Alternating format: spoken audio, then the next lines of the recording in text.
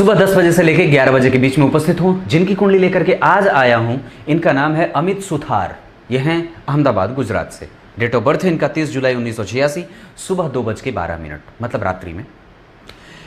इस आधार पर आपकी कुंडली बनती है वृषभ लग्न की। मूलतः ये यहाँ का प्रभाव जो यहाँ दिखेगा, और जन्म कुंडली में शुक्र दिग्बली, सूर्य यहाँ के अधिपति होकर के जाकर के जन्म कुंडली में पीछे गए हैं। माता का स्वास्थ्य कमजोर न हो, इसका ध्यान हमेशा ही रखना चाहिए। चंद्रमा इनकी कुंडली में मेष राशि का बन रहा है, जो ग्रहण से युक्त है, और स्वास्थ्य को, जहाँ लिम्फोसाइट की समस्या होती है, रोग प्रतिरोधक क्षमता को, वहाँ पे कमजोरी दे रहे हैं। क्योंकि यहाँ शुक्र भी जो बैठे हैं वो 5 नंबर की राशि में बैठे हैं। माता गर्वीली होती हैं, स्नेहमयी होती हैं, पर उनका स्वास्थ्य थोड़ा बहुत कमजोर भी हो सकता है।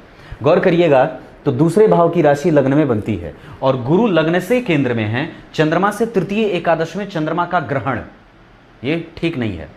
क्यों ऐसा? क्योंकि नवमांश कुंडली में जो 12वें भाव के अधिपति हैं वो शुक्र, देखिए जन्म कुंडली में वृश्चिक राशि में जल रहे हैं। चंद्रमा और शुक्र का प्रभाव, पत्नी जो है वो खर्चीली कम होंगी। लेकिन व्यक्ति अगर ये सवाल पूछता है कि व्यवसाय करूं तो कौन सा, तो गौर करिए तो सूर्य, चंद्रमा और शनि, इनमें से अगर सबसे ज़्यादा बढ़िया, अगर इनकी कुंडली में अगर मैं जो देख रहा हूं, तो सूर्य पुष्य नक्षत्र में, जिसका अधिपति शनि मंगल के नक्षत्र में, मंगल की राशि में, और चंद्रमा जो है वो जन्म कुंडली में ग्रहण में है, और सूर्य और चंद्रमा कमजोर हो गए। लेकिन शनि जन्म कुंडली में वृश्चिक राशि में बैठे हैं, केंद्र के अधिपति होकर के केंद्र में ही बैठे हैं, और ये जहां बैठे हैं उस राशि का अधिपति उनसे निकटस्थ होकर के बैठा है, और अनुराधा नक्षत्र में ही शनि बैठे हैं। तो गौर करिए, तो लग्न, चंद्रमा और सूर्य, इन तीनों में चंद्रमा और सूर्य कमजोर पड़ गए।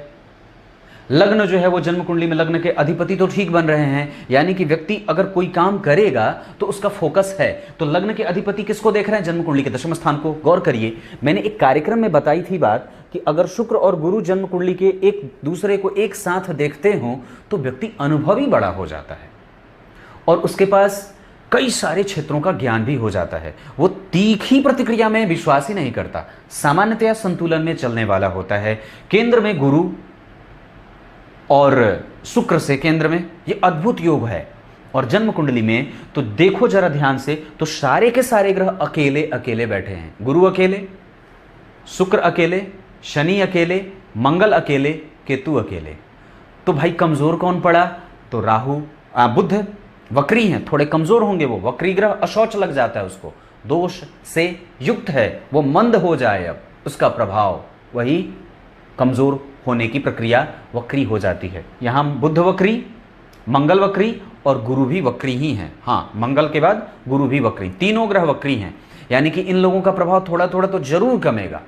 और उसके बाद जरा गौर करिए, इनकी कुंडली का सबसे बेहतर भाव पराक्रम भाव बन रहा है, क्योंकि यहाँ का अधिपति अगर 12 में गया है तो व्यक्ति मेहनत खूब करता है। जो चीज़ नहीं पढ़ना चाहिए कई बार वही पढ़ लेता है, और कहीं ना कहीं कारण भी यही है कि व्यक्ति को अभी तक असफल होना पड़ रहा है, या अभी तक कुछ हुआ ना हो, या अगर हुआ भी है तो उस तरीके का क्रेडिट मिला नहीं है।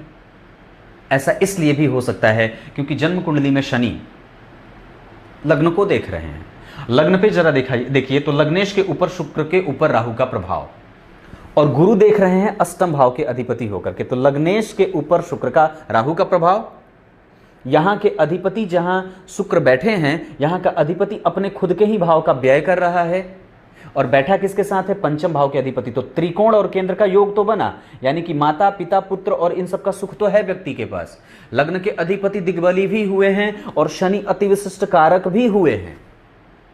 लेकिन चूंकि उस शुक्र के ऊपर अष्टमेश गुरु और 12 में बैठे राहु की दृष्टि पड़ जाने से वो परेशान भी हो रहा है। अब जरा उसको और ध्यान से समझना, तो उसको 3 बल तो नहीं मिला।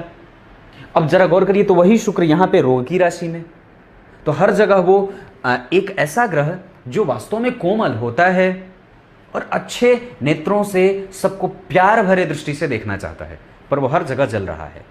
यहाँ वो सूर्य की राशि में जल रहा है, और यहाँ वो रोग की राशि वृश्चिक राशि में जल रहा है। तो लग्न थोड़े कमजोर, उस पे शनि की दृष्टि। अब जरा गौर करिए, तो भाग्य का अधिपति लग्न को देख रहा है, और लग्नेश से केंद्र में राशि जो है वो मेष की बनी। राशि का अधिपति मंगल जो है वो जन्म कुंडली में राशि से त्रिकोण में बैठा है, त्रिकोण में। लग्न से राशि का अधिपति कौन? मंगल, तो मंगल कहां बैठे? चंद्रमा से नवें, नवम पंचम का संबंध हुआ ना भाई मेरे। चंद्रमा यहां, तो यहां 7 हो गया, उसके बाद 8, यहां 9। राशि का अधिपति अगर राशि से नवमस्थ होकर के बैठा है और मंगल से तृतीय एकादश गुरु बैठे हैं, तो ऐसी स्थिति में राशि को भी बल मिलता है, उस राशि के अधिपति को भी बल मिलता है और चंद्रमा को भी बल मिलता है। पर चंद्रमा गुरु से केंद्र में नहीं है, वो अपने आप को कमजोर कर रहे हैं। ऐसा इसलिए क्योंकि वो पराक्रमेश होकर के 12वें बैठे हैं, मतलब व्यक्ति के मन को भी कमजोर करेंगे और व्यक्ति को उत्तेजना से युक्त भी रखेंगे, मानसिक स्थिति को कमजोर भी करेंगे। और ऊपर से जातक की दशा भी देखिए जरा, राहु की चल रही है। राहु 12वें, चंद्रमा को ग्रहण, लग्नेश के ऊपर अष्टमें से शुक्र का दोष कमजोर कर देता है, लग्न के ऊपर शनि का प्रभाव। और ये कुंडली में दशम स्थान के अधिपति कम से कम लग्न को देख रहे हैं। अब आपने सवाल पूछा था कि करूं क्या, तो मेरी कुंडली या आपकी कुंडली या किसी की भी कुंडली हो, अगर उसमें व्यवसाय चुनना हो, पर बिना दिखाए ना चुन लेना अपने से। हाँ, पहले व्यवसाय के लिए पंडित जी के पास जरूर जाना चाहिए। अभी जातक के ऊपर से राहु की दशा चल रही है, थोड़ा थोड़ा रुक करके एक ही बार सारे पैसे एक बार में लगाओगे तो फंस जाओगे। तो रुक रुक करके अभी ये पैसे रिवाइव करने, ये वक्त जो है वो रिवाइव करने का है, मेहनत करने का है, शॉर्टकट अपनाने का है। तिकड़मबाजी करो, मेहनत करो शरीर से खूब, और पैसे लगाने से थोड़ा बचो। कोई ऐसा पार्टनर मिल जाए जो बोले कि मैं पैसे नहीं लगाऊंगा पर मेहनत करवाऊंगा, तो कर लो। पर कोई ये बोले कि पैसे लगाओ मेहनत ना करो, तो ना जाना। राहु की दशा, इस राहु की दशा में 2021 के 11वें महीने से शुक्र आ रहे हैं। ये 24 तक आपकी कुंडली में जबरदस्त धन देंगे। तो प्रयास करो, निकलो बाहर, जो करना चाहते हो इस दशा में। 4 महीने का समय है, खुद को रिफ्रेश करिए, मंदिर में जाइए, मंत्र का जप करिए, रास्ता दिख जाएगा। लोग अक्सर पूछते हैं पंडित जी मन ही धुंधला है, कुछ समझ में नहीं आ रहा है, कहां से शुरू करूं। अरे भाई मेरे, भरोसा खुद पे ना करो, बाहर वाले पे करो। बाहर कौन? जो प्रकृति दिख रही है। परमात्मा पे भरोसा करके अगर काम शुरू करोगे तुरंत सफल हो जाओगे। खुद पे भरोसा होना जरूरी है, लेकिन उसके पहले अपने अंदर के विश्वास को जगाना होता है। और आपको सबसे पहले अपने अंदर से अपने आप को जागृत करना पड़ता है। और वो शक्ति मिलेगी कहां से? वो शक्ति मिलेगी यहां से।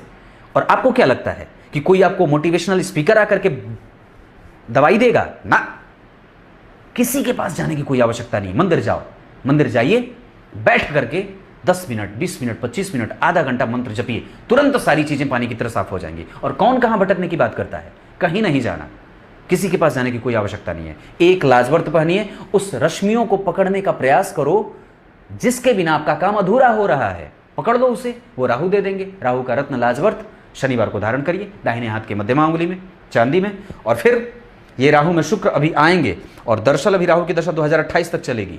तो मन बड़े कमजोर है, क्योंकि चंद्रमा 12वें और आपकी कुंडली में तो वैसे भी गुरु वक्री, मंगल वक्री, सब तो वक्री होकर के बैठे हैं। पर उससे घबराने की बात नहीं है, उससे घबराइए मत, उससे घबराना नहीं। मैं एक बार चंद्रमा को देख लेता हूं। चंद्रमा कृष्ण पक्ष के 9वीं तिथि के हैं, यही देख रहा था। तो चंद्रमा कृष्ण पक्ष के 9वीं तिथि के हो जाएंगे पापक, तो और भी परेशान, मन तो अब चला जाएगा गर्त में। तो उसको बचाने के लिए अपने सूर्य को बल दे दो। हाँ, सूर्य को बल देना होगा। सूर्य को बल दीजिएगा तो ये भाव बलवान हो जाएगा, फिर ये शक्ति इसकी जागृत होगी तो आपका काम बढ़ने लगेगा। पराक्रमेश 12वें गया है ना, तो इस वजह से, और वो पापक भी है तो वो शुभता उसमें कम है। इस कुंडली की सबसे अच्छी बात है केंद्र में शुभ ग्रहों का बैठना। शनि भी बैठे हैं तो खराब नहीं बैठे हैं, यहाँ पे वो बली हो जाते हैं। सप्तम स्थान में पापक ग्रहों का बैठना बड़ा अच्छा माना जाता है। वो बलवान होकर के और भी अच्छे परिणाम देने लगते हैं जहां जहां के वो अधिपति हैं। आपकी कुंडली में आपको भाग्य का बल मिल रहा है, आपकी कुंडली में आपके कर्म का बल मिल रहा है, आपकी कुंडली में आपके आयु का बल मिल रहा है, आपकी कुंडली में आपके शत्रुओं से लड़ने का बल मिल रहा है। ये सारी चीजें आपकी कुंडली में हैं और इकट्ठा कर रही हैं वो चीजें। तो परेशान ना हो। लग्न का अधिपति अगर शुभ ग्रह हो और जाकर के चतुर्थ स्थान में बैठ रहा है, वो दिग्बल क्षेत्र है उसका। पैतृक संपत्ति का लाभ अच्छा, व्यक्ति का धन सही जगह पे जाए। पर चंद्रमा है, इस वजह से मन सही जगह पे नहीं जाता। तो सूर्य की उपासना करिए। और अगर काम कुछ करना चाहते हैं तो आप शनि से संबंधित कोई भी काम उठा लो, जिसमें आता है सिरेमिक वगैरह। उसके बाद आप हार्डवेयर से संबंधित काम कर सकते हो, डीजल पेट्रोल का कारोबार कर सकते हो, केरोसिन का कारोबार कर सकते हो, मार्बल का कारोबार कर सकते हो, टाइल्स का कारोबार कर सकते हो, नल पाइप फिटिंग और नल जो पानी का नल का होता है उसका कारोबार, उसके वायरिंग का कारोबार कर सकते हो। शनि से संबंधित जमीन से संबंधित कारोबार कर सकते हैं आप। कीटनाशक के से संबंधित क्षेत्रों में जा सकते हो, कीटनाशक के दवाई की दुकान कर लो। उसके बाद भूमि से उपजा करके कोई काम, शनि मंगल से संबंधित ये सारे काम आपकी कुंडली में बनते हैं, कर सकते हैं। ये बात, पर शनि का ज़्यादा। शनि चंडवल में बलवान है और वो अपने नक्षत्र में भी हैं, दशम स्थान के अधिपति होकर के वहां गुरु कुंभ राशि के बैठे हैं। आप क्यों इंतजार कर रहे हो किसी दूसरे के जाने का और आने का? उठाइए काम, शुरू करिए। और जब तक बैठे रहोगे तब तक कुछ कमा लोगे। तब तक के लिए नमस्कार करता हूं।